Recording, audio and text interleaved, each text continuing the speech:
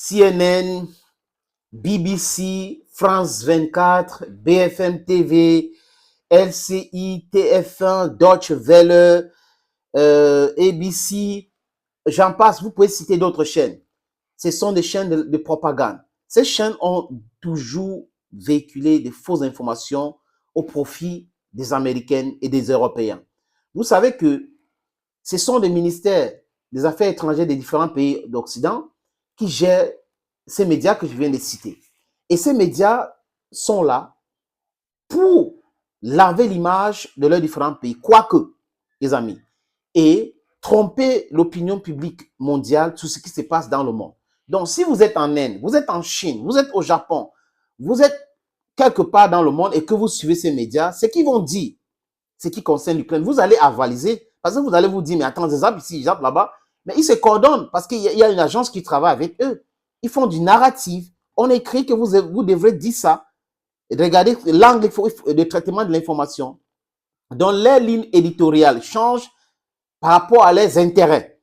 Et là, à force de mentir et répéter le mensonge, eux-mêmes, ils pensent souvent que ces mensonges-là sont la vérité, alors qu'ils ne s'écoutent pas. Parce que quand on va les donner une narrative aujourd'hui, et quand c'est pressant, on va donner tout de suite notre narrative, sans toutefois penser que, bien, il y a les archives, on avait dit ça hier, et on passe à autre chose. Et dans leur mindset, les gens vont oublier, quand c'est la télé, c'est les images, c'est la vidéo, les gens vont regarder, ils vont passer sur autre chose. Non, nous gardons ces archives-là pour mieux comprendre comment ça se passe. Et la chaîne LCI a fait un travail formidable de la promotion de la Russie. Parce qu'à force de parler de la Russie, tirer sur la Russie, ça pousse des gens à se comprendre. Parce que l'être humain est bizarre. L'être humain n'aime pas ce qui est négatif.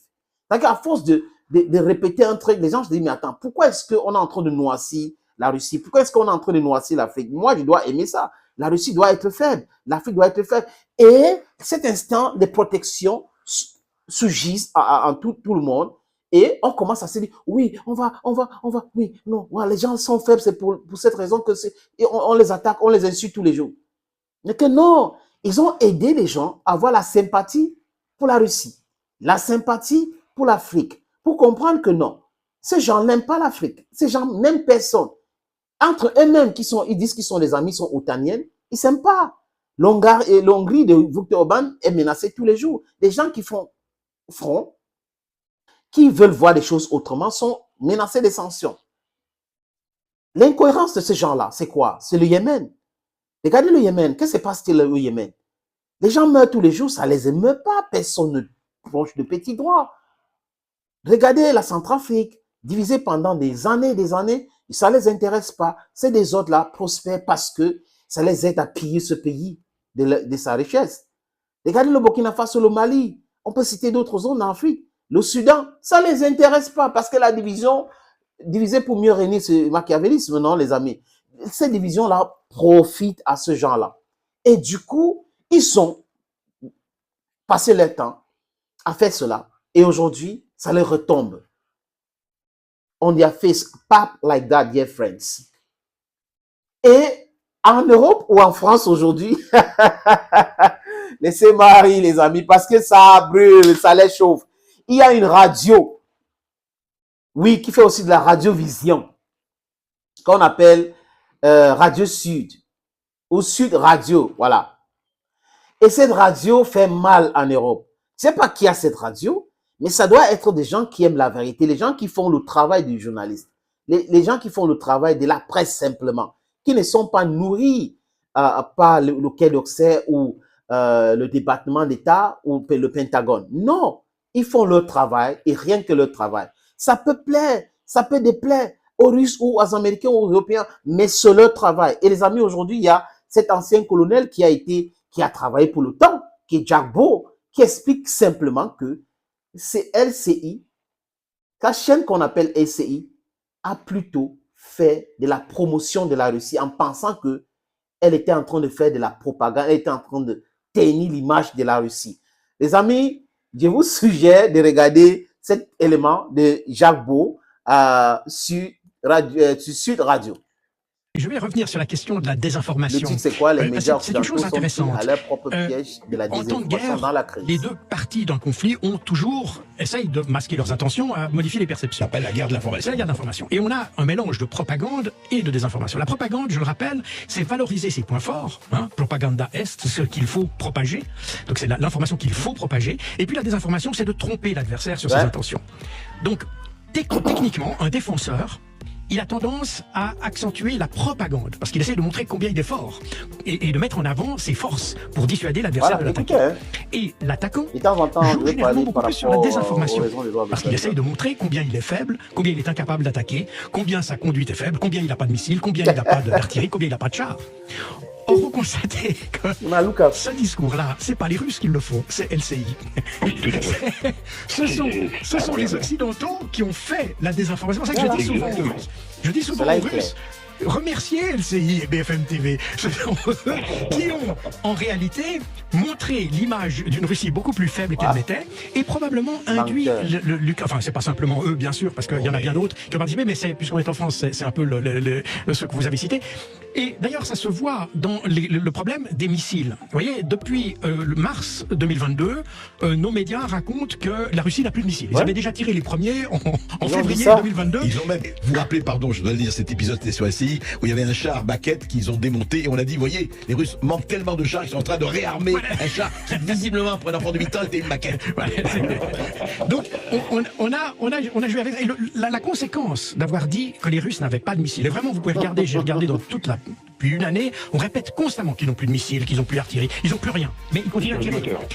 La conséquence de ça, c'est qu'on n'a pas donné à l'Ukraine des missiles antimissiles. On a tellement cru à nos propres désinformations qu'on a finalement, on n'a pas donné aux Ukrainiens ce dont ils avaient besoin. Et ça, c'est l'illustration du fait qu'en réalité, cette désinformation que la logique aurait voulu, parce que tous ces standards, quand vous avez dans n'importe quelle guerre, on l'a vu par la Deuxième Guerre mondiale, l'idée c'est de vous présenter, quand vous êtes attaquant, plus faible que vous l'êtes.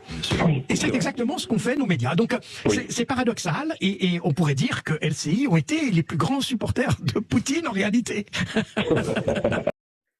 Vous avez compris? LCI est le plus grand soutien de Poutine sans le savoir.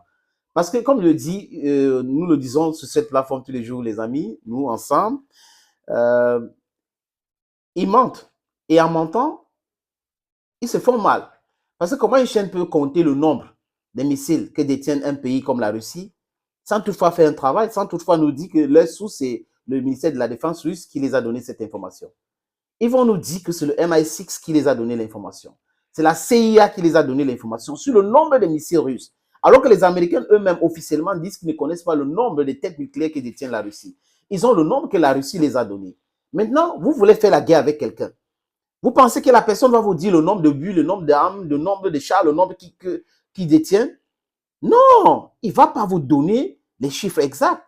Donc, vous allez tergiverser comme ça, mais pour être prudent, les gars devaient se préparer. Mais non, ils ne se sont pas préparés, ils se sont dit oui. Donc, comme c'est la propagande, on va les affaiblir en disant qu'ils n'ont pas tellement de munitions. Comme ils ont tiré 6 aujourd'hui, ils ont tiré 2 hier, des missiles. Ça veut dire qu'ils n'ont plus de missiles. Dans un mois, c'est fini. Et les Occidentaux vont lancer leur contre-offensif avec l'Ukraine.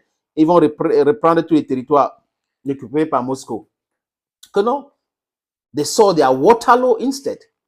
Donc, ce que Jacques Baud dit a tout son sens. J'ai dit encore, les amis, ne vous faites pas raconter des histoires par des gens qui vont vous dire je suis docteur en ceci, je suis professeur de cela. Non. Non. La plupart sont de mythomanes, ce sont de manipulateurs. Des vrais experts disent les vérités ou parlent à travers les faits et les détails. Ils ne parlent pas à travers des livres que les gens ont écrits. Non. Ils vont convoquer l'université, j'étais à ceci. Non, le fait, c'est le terrain. Le terrain est tout autre chose. Ça n'a rien à voir avec les diplômes. Restez constant. Restez dans la vérité. Les détails sont là. Les données, si vous avez collecté les données, c'est plus important que tous les racontages. Chers amis, it was a pleasure having you watch this other video on this platform. Thank you once again. Bye-bye for now.